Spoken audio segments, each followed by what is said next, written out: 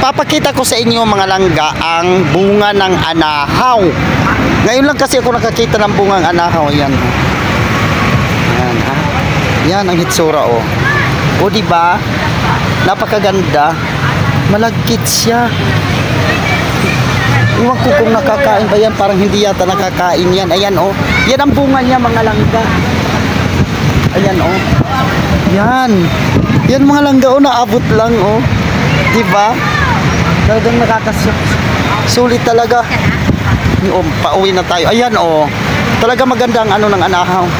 Ayan pa lang daw sa dulo. Ayun. Kita yung mga bunga. Yan. Tapos ayun ang harap niya, mga langga. Oh, sige, sige. Papunta na kami. Pinapauwi na kami, pero ang halaman talaga nila ay talaga napakaganda, mga langga. Oh, di ba?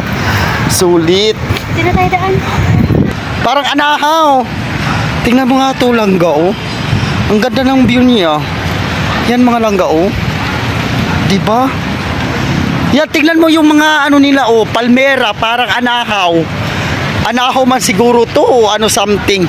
Basta lalapad ng mga dahon niya. Yan, oh.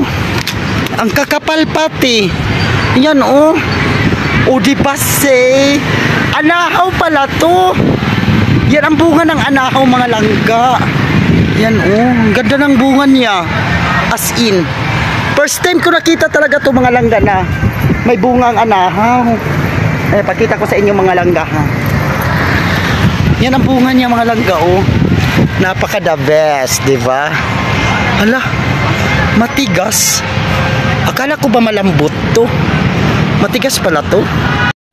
Mga langga, nandito na kami sa Kapitolyo ng Malolos, Bulacan. Yan ang park nila. Hindi kami pinadaan doon sa kabila kasi bawal daw. Kaya dito kami sa kabila. Exit pala doon sa kabila, di ba? Ang ganda-ganda pala ng view dito. Parang nasa ano lang tayo, gitna ng kagubatan. Ayan po, mga langga, ipinapakita ko talaga sa inyo. Talagang maganda talaga ang view, promise. Dito mo makikita kahit gaano ang init niya. Kahit sa taas, oh, tikita mo. Diba? Ang ganda. Mas lalo yung isa. Yung maganda nang nakaupo dyan, oh. Yan ang ano nila. Kaya nagustuhan ko talaga to dito. Tabi nga tayo, ma'am. Ayan, oh, tingnan mo ang area ng ano pinasyalan namin, ha.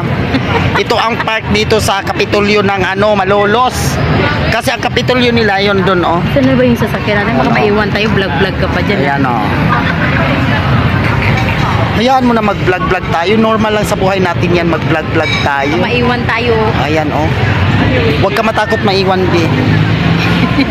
Hindi yan mangingiwan. Wag ano, hindi na mabibigyan ng pamasahe yan pag iwanan tayo. Na, di ba? Ang ganda talaga dito, promise. Lalo na kung ganitong oras mo. Mga kasama, punta na kayo dito. Oh. May mga souvenir. Gawa lang daw nito ng ano niya, ng pamangkin niya na tinitinda ni nanay. Hindi ko lang binibidyoan yung mukha ni nanay kasi ayaw niya talaga. Ayan, oh, napakaganda talaga ng mga souvenir. Yan, mga... Hay nako, oh, hanga ka. Ha, Mills nga ka pala man ang mukha mo dyan, Milski. Hindi naman bagay yan sa'yo dyan, ha. Nakakit ka lang ng ano, Kapitol, oh, tingnan mo. Kapitol ng Malolos to, mga langga. First time ko talaga nakapunta dito, kaya tingnan mong hitsura, oh. Hindi talaga kabagay-bagay dito si Milski. Kapal ang mukha mo naman, pumunta ka dyan, parang ano. O, diyan, bababa na naman ako. Titingnan ko yung dalawang artista doon sa likod ko. Ayan, oh. Baba ka na, Milski. Hindi bagay sa'yo yan dyan. Promise, ang ganda. Ito ang front talaga ng second floor nila. Pag akyat mo galing sa hagdan, ito makikita mo yung mga bayani dito na nakaprint na. Talagang sulit talaga ang pagkaano nila. Bulakenyo talaga ang dating. Ang ganda talaga ng Kapitolyo, promise, na humanga nga ako kasi ang ganda. First time ko talaga nakapasok na ganito ang style. Kaya yan, oh, pinapakita ko sa inyong mga langga. Yan, oh, di ba? Yan, yan, oh. Pati doon sa may hagdanan, binidyo ko muna talaga para makita nyo talaga ng buo. Kaya, ayan, oh, ang hitsura. Napakaganda talaga ng painting. Yan ang una mong makikita pagpasok mo sa loob talaga, promise. Mga langga, ito ang kapitol talaga ng Malolos, Bulacan na napakaganda talaga ng view. O, di ba? Ipinapakita ko sa inyo ang view talaga ng ano nila, Kapitolyo. Talagang sulit. Namangha ako at saka ibang-iba lang talaga ang dating. First time kasi akong nakapunta dito, mga langga. Kaya kahit ngayong mga ano dyan nila, mga halaman talagang naka-arrangement talaga yan. Talagang may respect talaga ang dating. Tapos pang luma talagang disenyo. Pupunta tayo sa kanyon. Kung gusto mo talagang pumunta ng Mindanao, hala, magpabala ka dyan sa kanyon na yan ha. Para wala nang pamasahe papuntang Mindanao, di ba? Laka dito, ayan ha. Yan ang kanyon nila, di ba? Di ba? Pwede ka na pumasok dyan, magpalipad ka ng ng bala niya para diretso Mindanao. Bye-bye Malolos, pero ang ganda ng decor. Bye-bye. Pero ang decor, sino kaya may dito? Pagkapala na lang talaga ng mukha. Kaya nandito na ako. Inaabangan ko talaga yung mga luto niya na mga reject. Ako ang tagakain ng reject. Ayusin mo pagkakapal na mukha mo, Milski. Kaya ayan, rinidi na niya yung mga paninda niya na ng merinda. Dadaan yan sa inyo. Bumili kayo, masarap. Ako, inaabangan ko lang ang reject kasi wala akong pera. Nagpakapal na lang mukha kaya akong tagakain ng reject niya. Yan na. Dito na naman. Ha? Marami na yan. Ayan, bibili ba kayo? Hindi. Kung hindi kayo bumili, ako na mismo ang kakain nito lahat. Yan, tingnan nyo.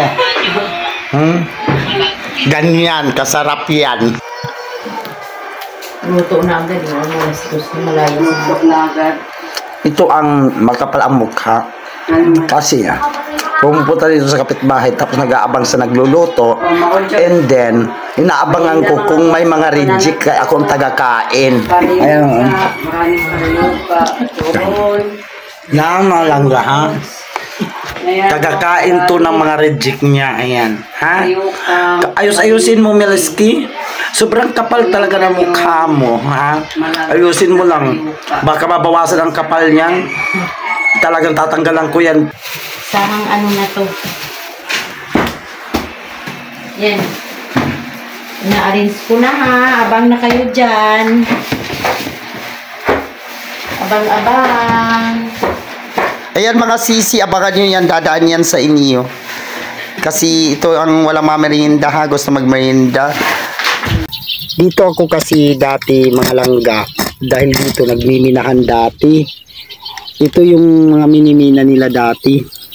Kasi inanuhan to ng gold. Ayan kita ko sa inyo langga. Yan. Diba? Yan Mga langga, magandang tanghali po sa inyong lahat. Dahil magmamahal na araw, pumunta ko dito at may mga halaman na ugat ang hinahanap ko dito na para panlagay ko sa langis. Kaya napunta ako dito sa mga lugar na to, tingnan mo. Pati na tuloy dito sa mga minahan nila dito, napuntahan ko na. Kasi yung mga hinahanap ko na mga halamang gamot, nakabili kasi ako mga langga ng niyog na gagawin kong langis na iisa lang ang mata.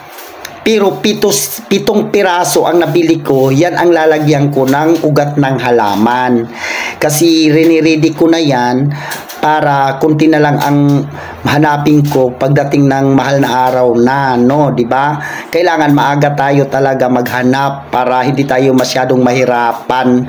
Kaya inuumpisahan ko na talaga ngayon maghanap niyan kasi mabisa yan sa mga katikati, di ba? Mga usog. Kung Katolik ka, talaga yan talaga ang mga namin, ang tawag nito. Basta sa amin na yan, kami lang nakakaalam sa mga ganyan. Kaya naghahanap nga ako dito. Iwan ko lang kung anong matatagpuan ko dito na mga ugat ng halaman na meron ang hinahanap ko. Kaya lumusob talaga ako sa mga ganito dito na mga area. Ayan lang, tingnan mo yung ilalim ng bato langga at saka sa may lupa, iba ng klase ang lupa dito, para may tain na tuloy ng ng gold, di ba? Tingnan mo.